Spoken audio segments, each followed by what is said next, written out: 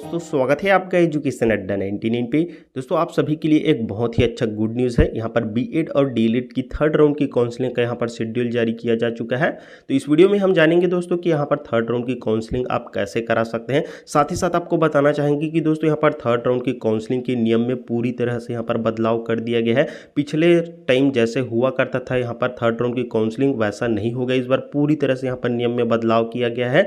तो किस प्रकार से होगी, यहाँ पर नया नियम क्या है, कैसे आप एडमिशन ले पाएंगे, पूरी प्रक्रिया एक एक चीज़ हम आपको बारीकी से समझाएंगे। दोस्तों, अगर आपको इस बार एडमिशन चाहिए तो वीडियो को कंप्लीट देखिएगा और ध्यान से समझिएगा। आपको एक एक चीज़ की जानकारी हम आपको देंगे, क्योंकि ये लास्ट मौका है यहाँ पर आपको बीएड में एडमिशन लेने का। तो चलिए दोस्तों, हम आज की इस वीडियो के माध्यम से आपको सारी चीज़ की जानकारी देते हैं। दोस्तों, यहाँ पर आप देख पाएंगे ये शेड्यूल है यहाँ पर बीएड और डीएलएड और बीए बीएड और बीएससी बीएड सत्र 2023-24 के लिए, जो यहाँ पर आप देख पाएंगे आज की डेट में ये आया हुआ है। जिसमें दोस्तों यहाँ पर जो द्वितीय चरण की आवंटन प्रक्रिया के बाद जितने भी रिक्त सीट बचे हुए हैं उसके लिए दोस्तों यहाँ पर अंतिम चरण की यहाँ पर काउंसलिंग किया जाना है और प्रतीक्षा सूची की यहाँ पर जानकारी दी गई है। जिसमें दोस्तों यहाँ पर आप देख पाएंगे छत्तीसगढ़ राज्य के जितने भी यहाँ पर निजी शिक्षा महाविद्यालय एवं संस्था में संचालित जो डीएलएड और बीएड और बीए बीएड और बीएससी बीएड है उसके सत्र 2023-24 में यहाँ पर प्रवेश परिषद द्वारा यहाँ पर प्री बीएड और डीएलएड और बीएससी बीएड की और बीए बीएड की यहाँ पर प्राप्तांक के आधार पर यहाँ पर 2 चरणों की प्रक्रिया पूरी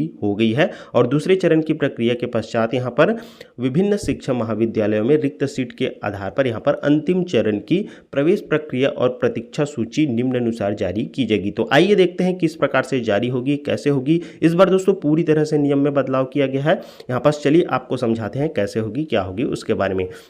तो देखिए यहाँ पर सभी पॉइंट को आपको समझाएंगे, ध्यान से समझिएगा। तो सबसे फर्स्ट पॉइंट में यहाँ पर देखिए, पूर्व चरणों में दिए गए विकल्प के आधार पर तीसरी सूची जारी करना। तो देखिए यहाँ पर पूर्व चरणों में मतलब कि आपने जो फर्स्ट काउंसलिंग या सेकंड काउंसलिंग में फॉर्म भरे थे उसी के आधार पर यहाँ पर तीसरी सूची आपकी जारी की जाएगी और ये जारी की जाएगी आपकी 4/12/2023 को। तो देखिए यहाँ पर पिछले सत्र जब हुआ था यहाँ पर थर्ड राउंड की काउंसलिंग, तो उसके लिए आपको अलग से ऑनलाइन विकल्प फॉर्म भी मंगाए गए थे। ऑनलाइन विकल्प फॉर्म भरने का भी यहाँ पर दिया गया था, लेकिन इस बार आपको ऑनलाइन विकल्प फॉर्म भरने की सुविधा नहीं दी जा रही है। आप जो फर्स्ट राउंड और सेकंड राउंड की काउंसलिंग में फॉर्म भरे थे उसी के आधार पर यहाँ पर आपकी थर्ड सूची जारी की जाएगी 4/12/2023 को। तो जैसे ही यहाँ पर सूची जारी की जाती है आपको बिल्कुल हम वीडियो बनाकर आपको बता देंगे। तो चैनल को सब्सक्राइब नहीं किए होंगे तो चैनल को भी सब्सक्राइब कर लीजिएगा, ठीक है, ताकि आपको सही टाइम पर ये सारी जानकारी मिल सके। आप समझते हैं दूसरी पॉइंट को। देखिए यहाँ पर जारी सूची में महाविद्यालय में प्रवेश के लिए निर्धारित तिथि, तो जो सूची जारी होगी थर्ड सूची, उसके लिए यहाँ पर आप प्रवेश ले पाएंगे यहाँ पर 4/12/2023 से 6/12/2023 तक। तो 3 ही दिन का आपके लिए समय दिया जा रहा है यहाँ पर, 4, 5 और 6 को। इस बीच में आपको जाकर कॉलेज में अपना एडमिशन लेना होगा। अब इसके बाद समझिए थर्ड पॉइंट को, पूर्व चरण के विकल्प के आधार पर चौथी सूची जारी करना। तो जो चौथा सूची भी यहाँ पर जारी होगा, यहाँ पर थर्ड सूची जारी होगा, उसमें जितने भी रिक्त सीट बचते हैं उसके लिए यहाँ पर फिर से यहाँ पर चौथा सूची भी जारी होगा। और ये चौथा सूची भी यहाँ पर पूर्व चरणों के विकल्प के आधार पर, मतलब कि यहाँ पर आपने सेकंड और फर्स्ट काउंसलिंग कराए थे उसी के आधार पर फिर से यहाँ पर आपका फोर्थ मेरिट लिस्ट भी जारी किया जाएगा, ठीक है। फोर्थ सूची भी जारी की जाएगी। फिर इस सूची में आपको यहाँ पर 8/12/2023 से 11/12/2023 तक कॉलेज में जाकर अपना एडमिशन लेना होगा। अब इसके बाद यहां से ध्यान से समझिए यहाँ पर फिफ्थ पॉइंट को। देखिए यहाँ पर प्रतीक्षा सूची जारी करना 1:5 में। तो 1:5 में यहाँ पर प्रतीक्षा सूची जारी की जाएगी आपका 12/12/2023 को, ठीक है। तो ये प्रतीक्षा सूची आपकी 1:5 में जारी की जाएगी। तो ये किस प्रकार से होगी ये आगे हम इसी वीडियो में आपको बताएंगे, तो वीडियो कंप्लीट देखिएगा। अब चलिए ध्यान से समझिएगा यहाँ पर 6 पॉइंट को भी, जो प्रतीक्षा सूची जारी की जाएगी। तो जितने विद्यार्थियों के यहाँ पर प्रतीक्षा सूची में नाम आता है तो यहाँ पर बताया गया कि प्रतीक्षा सूची के अभ्यर्थी द्वारा एक महाविद्यालय के लिए अपने लॉगिन में जाकर, तो ऑनलाइन माध्यम से आपको अपने लॉगिन में जाकर लॉगिन करना होगा अपनी यूजर आईडी पासवर्ड से। फिर यहाँ पास आपको जाकर सेलेक्ट करने की तिथि यहाँ पर दी गई है, देख पाएंगे। और आवेदन की प्रिंट संबंधी महाविद्यालय में दस्तावेज के साथ आपको जमा करने की तिथि। तो यहाँ पास आप लॉगिन में जाकर यहाँ पास अपना सिलेक्ट करेंगे कॉलेज, ठीक है। इसके बाद यहाँ पास प्रिंट संबंधी महाविद्यालय में आपको उसका प्रिंट ले लेना है। उसके बाद दस्तावेज के साथ आपको कॉलेज में 13/12/2023 से 14/12/2023 तक यहाँ पर दोपहर 2 बजे तक आपको जाकर सबमिट करना होगा। ठीक है, तो यहाँ पास आपको समझ में आ गया। लेकिन इसमें बताया गया कि एक महाविद्यालय के लिए आपको लॉगिन में जाकर यहाँ पर सेलेक्ट करना होगा, एक ही महाविद्यालय के लिए यहाँ पर दिया जा रहा है। ठीक है, तो ये पॉइंट आपको समझ में आ गया। आगे और भी पॉइंट है, हम आपको समझाएंगे। ठीक है, और इसी के साथ आप समझिए यहाँ पर सेकंड पॉइंट में 7th पॉइंट में बताया गया है कि महाविद्यालय द्वारा मेरिट सूची जारी करने की तिथि। तो यहाँ पास महाविद्यालय द्वारा यहाँ पर सूची जारी की जाएगी, जिसका समय एवं तिथि दिया गया है 15/12/2023 को जारी की जाएगी दोपहर 2 बजे। ठीक है, और इसके बाद यहाँ पर आपकी पूरी जो प्रवेश प्रक्रिया है वो 19/12/2023 तक लास्ट हो जाएगा। ठीक है, अब इसके बाद चलिए आपको थर्ड राउंड की काउंसलिंग के लिए जो अन्य निर्देश दिए गए हैं उसकी जानकारी आपको देते हैं। इसी के आधार पर यहाँ पर आपकी जो एडमिशन की प्रक्रियाएं हैं होगी, तो ध्यान से समझिएगा ये सभी पॉइंट को। ठीक है, तो फर्स्ट पॉइंट में यहाँ पर बताया गया है कि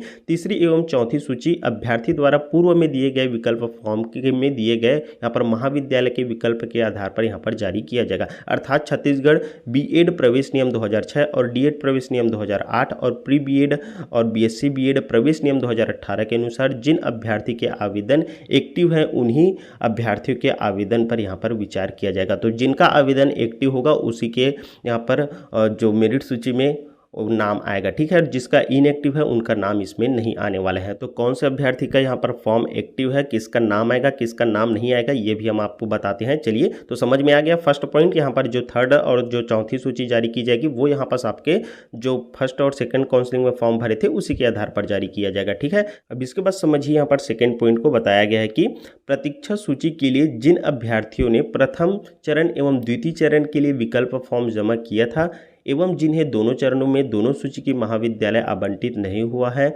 उन्हें आवेदन पर इस चरण की प्रवेश प्रक्रिया एवं प्रतीक्षा सूची के लिए विचार किया जाएगा। मतलब कि यहाँ पास आपने जो प्रथम चरण एवं द्वितीय चरण की काउंसलिंग के लिए फॉर्म भरे थे और आपको एक भी कॉलेज यहाँ पर आवंटित नहीं हुआ था, किसी भी कॉलेज में आपका नाम नहीं आया था, तो आपका फॉर्म एक्टिव है। ठीक है, आपको यहाँ पर जो थर्ड राउंड की काउंसलिंग है उसमें स्वतः ही शामिल कर लिया जाएगा और आपका यहाँ पास इसमें नाम भी आ जाएगा। ठीक है, इसमें आपको किसी भी प्रकार से दिक्कत नहीं होगा। और इसके अतिरिक्त यहाँ पर जिन्हें पूर्व के चरणों में महाविद्यालय आवंटित हुई थी परंतु उन्होंने प्रवेश नहीं लिया, वह चयन को निरस्त कराया है एवं निरस्त कराने के पश्चात महाविद्यालय आवंटित नहीं हुआ है, उन्हें यहाँ पर आवेदन पर विचार किया जाएगा। तो यहाँ पर जिन अभ्यर्थियों ने यहाँ पर चयन को निरस्त किया था और निरस्त करने के बाद उसका यहाँ पर फिर से आवंटित नहीं हुआ, तो उनके भी यहाँ पर आवेदन पर विचार किया जाएगा और ऐसे अभ्यर्थियों को भी यहाँ पर इसमें शामिल कर लिया जाएगा। ठीक है, यहाँ पर सेकंड पॉइंट तक आपको समझ में आ गया। अब थर्ड पॉइंट को समझते हैं। इसमें बताया गया कि किसी भी महाविद्यालय में प्रवेशित अभ्यर्थी का नाम आवंटन प्रक्रिया प्रतीक्षा सूची में नहीं आएगा।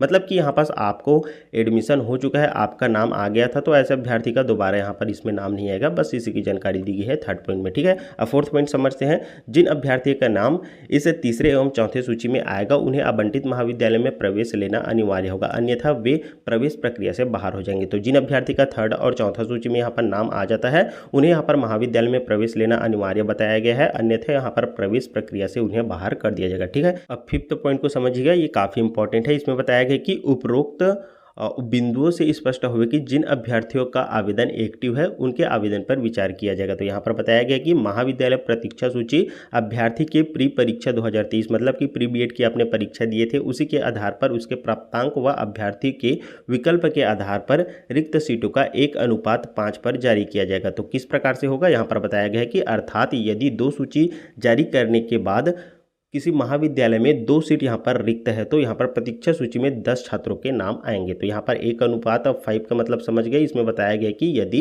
यहाँ पर 2 सूची जारी करने के बाद भी यहाँ पर महाविद्यालय में 2 सीट यहाँ पर रिक्त रह जाती है तो प्रतीक्षा सूची में 10 अभ्यर्थी के नाम आएंगे। ठीक है, तो 2 रिक्त सीट के लिए यहाँ पर 10 अभ्यर्थी के नाम इसमें आएंगे बताया गया है। साथ ही साथ यहाँ पर 7th पॉइंट में बताया गया कि प्रतीक्षा सूची में अभ्यर्थी का नाम कई महाविद्यालयों में आएगा, तो एक से ज़्यादा महाविद्यालय में आपके प्रतीक्षा सूची में नाम आएंगे। ठीक है, उनमें से जिन महाविद्यालय में प्रतीक्षा सूची में अभ्यर्थी का नाम आया है वहां अभ्यर्थी प्रवेश लेना चाहता है उस महाविद्यालय में, अर्थात एक महाविद्यालय का विकल्प आपको ऑनलाइन माध्यम से लॉगिन करके आपको सिलेक्ट करना होगा। ये हमने आपको पहले भी बताया, अभी बता देते हैं। यहाँ पर आपको ऑनलाइन माध्यम से एक कॉलेज का चयन करना होगा, आप जिस कॉलेज में यहाँ पर एडमिशन लेना चाहते हैं। वैसे तो आपका नाम बहुत से कॉलेज में आएगा लेकिन एक कॉलेज का आपको ऑनलाइन माध्यम से यहाँ पर सेलेक्ट करना होगा। ठीक है, सेलेक्ट कैसे करना है इस पर भी हम एक कंप्लीट वीडियो बनाकर आपको बता देंगे। ठीक है, इसके लिए आप घबराइएगा नहीं। फिर आप सेलेक्ट करेंगे, फिर वापस आपको एक पर्ची प्राप्त होगा ऑनलाइन माध्यम से, उस पर्ची का आपको प्रिंट आउट करा लेना है। उसके बाद यहाँ पर अपने दस्तावेज के साथ आपको अपने महाविद्यालय में जाकर उसे जमा करना होगा। तो कौन कौन से दस्तावेज आपको जमा करना है इस पर भी हमने कंप्लीट वीडियो बना रखी है, डिस्क्रिप्शन में उस वीडियो का लिंक हमने दे दिया है, वहां से आप देख भी सकते हैं। ठीक है, अब प्रतीक्षा सूची में से किसी एक महाविद्यालय के ही आपको इसमें चयन करना होगा। ठीक है, तो यहाँ पर आप समझ में आ गया। अब 7 पॉइंट समझिएगा, 8 पॉइंट को यहाँ पर निर्धारित प्रपत्र में आवेदन प्रस्तुत कर संबंधित महाविद्यालय से पावती प्राप्त आपको कर लेना है और महाविद्यालय के आवेदनकर्ता अभ्यर्थियों को सील लगाकर यहाँ पर पावती उपलब्ध कराएंगे। ठीक है, और महाविद्यालय का पावती उपलब्ध नहीं करने पर यहाँ पास ईमेल सपोर्ट नंबर भी दिया गया है और यहाँ पर व्हाट्सअप नंबर भी दिया गया है। इसमें हस्तलिखित आवेदन सहित आप सूचित भी कर सकते हैं। ठीक है, यहाँ पर बताया गया है। इसी के साथ यहाँ पर 9 पॉइंट में बताया कि महाविद्यालय प्राप्त वैध आवेदनों का व्यापम द्वारा आयोजित प्री बीएड परीक्षा यहाँ पर जो परीक्षा है बीएड या डीएलएड के, उसके प्राप्तांक के आधार पर मेरिट सूची जारी की जाएगी। तो यहाँ पास आपके जो अंक है उसी के आधार पर यहाँ पर जारी की जाएगी। ठीक है, इसमें भी आपको घबराना नहीं है। फिर यहाँ पर 10 पॉइंट में बताया गया कि महाविद्यालय को प्राप्त आवेदन के आधार पर निर्धारित तिथि में मेरिट क्रम जारी करना आवश्यक होगा। मेरिट सूची में अभ्यर्थी के वर्ग संवर्ग की जानकारी अंकित करनी होगी।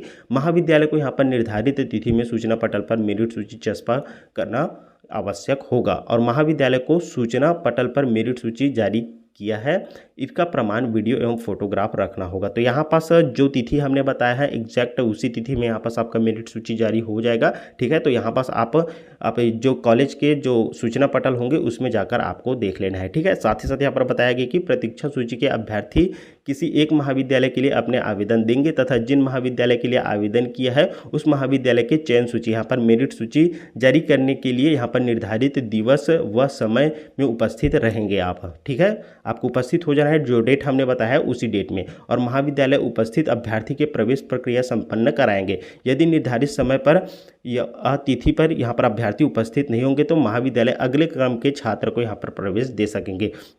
तो यहाँ पर अगर आप अनुपस्थित रहते हैं, मेरिट सूची में आपका नाम आया है तो अनुपस्थित रहेंगे तो आपके बाद जो अभ्यर्थी है उसको यहाँ पर आपके स्थान पर प्रवेश दे दिया जाएगा। तो आप निश्चित करें कि उस डेट में आप जिस डेट में यहाँ पर प्रतीक्षा सूची मेरिट सूची जारी हो रही है, चयन सूची जारी हो रही है, उस तिथि में आपको चले जाना है और यहाँ पास आपको एडमिशन ले लेना है। ठीक है, और प्रवेश प्रक्रिया के लिए यहाँ पर वीडियोग्राफ और फोटोग्राफ के रूप में यहाँ पर प्रमाण रखना होगा, ये जानकारी दी गई है। और साथ ही साथ यहाँ पर आवश्यक डॉक्यूमेंट की जानकारी दी गई है जो आपको दस्तावेज जो निरीक्षण करेंगे उसमें यहाँ पर स्नातक स्नातकोत्तर की अंक सूची या फिर यहाँ पर आरक्षित वर्ग है तो उसमें जाति प्रमाण पत्र और निवास प्रमाण पत्र, 10वीं का मार्कशीट, प्री बीएड परीक्षा का अंक सूची और साथ ही साथ यहाँ पर काउंसलिंग प्रपत्र, तो आपके काउंसलिंग फॉर्म को भी लेकर आपको जाना है। ठीक है, और इसी के साथ यहाँ पर बताया गया कि ऑनलाइन अपडेट करने के बाद ही अभ्यर्थी का आवंटन पत्र जारी होगा। तो इसमें आपको घबराना नहीं है, ऑनलाइन अपडेट होने के बाद यहाँ पर आवंटन पत्र आपका जारी हो जाएगा। इसके बाद यहाँ पर जानकारी दिया गया है कि प्रतीक्षा सूची में जिन अभ्यर्थी का नाम आया है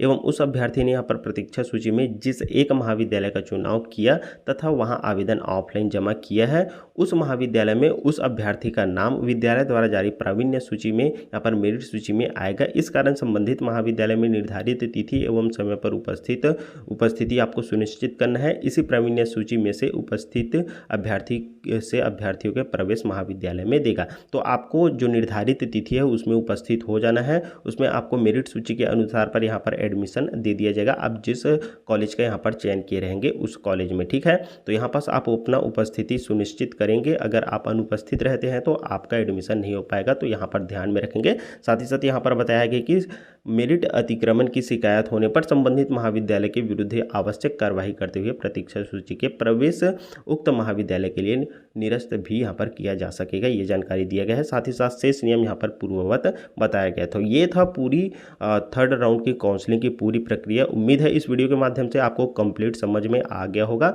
इसी के साथ दोस्तों काउंसलिंग से संबंधित कोई भी लेटेस्ट अपडेट होती है, यहाँ पर कितना रिक्त सीट बचा है इस पर भी दोस्तों यहाँ पर जल्द ही अपडेट आपको देंगे, तो बिल्कुल चैनल को सब्सक्राइब कर लीजिएगा। साथ ही साथ वीडियो को अन्य दोस्तों के साथ भी शेयर कर दीजिएगा। साथ ही साथ दोस्तों आपको बताना चाहेंगे कि अगर आपको ये पीडीएफ वेबसाइट पर देखने को नहीं मिलता तो आपको घबराना नहीं है, ये पीडीएफ हम आपको अपने टेलीग्राम ग्रुप पर प्रोवाइड कर देंगे। आप वहां से बिल्कुल इसे आसानी से प्राप्त कर सकते हैं। टेलीग्राम ग्रुप का लिंक आपको डिस्क्रिप्शन में दे दिया गया है। साथ ही साथ दोस्तों आपको बताना चाहेंगे कि ये पीडीएफ जल्द ही आपको वेबसाइट पर भी देखने को मिल जाएगी। फिलहाल के लिए दोस्तों इस वीडियो पर बस इतना ही। चलिए फिर से मिलेंगे आपके साथ एक नई वीडियो लेकर, तब तक के लिए दोस्तों धन्यवाद। जय हिंद।